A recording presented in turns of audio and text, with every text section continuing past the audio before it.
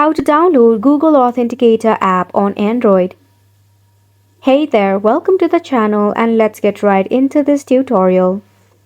To download the Google Authenticator application on your Android device, head over and launch your Play Store. In the Play Store, check out the search icon at the bottom. Now from here, head over and search for Google Authenticator app. Then tap on it. After that, you will see the Google Authenticator application that is from Google LLC.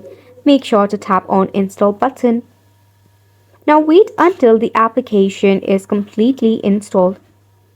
It might take a while depending upon the storage in your device as well as your Wi-Fi connection.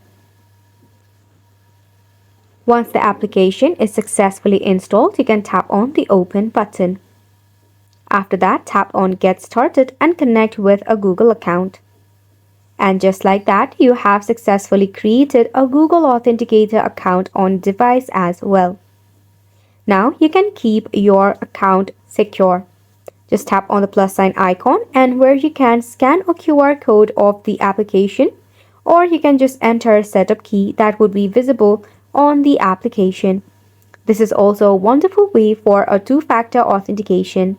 Hopefully this was helpful to you. Thank you so much for tuning in.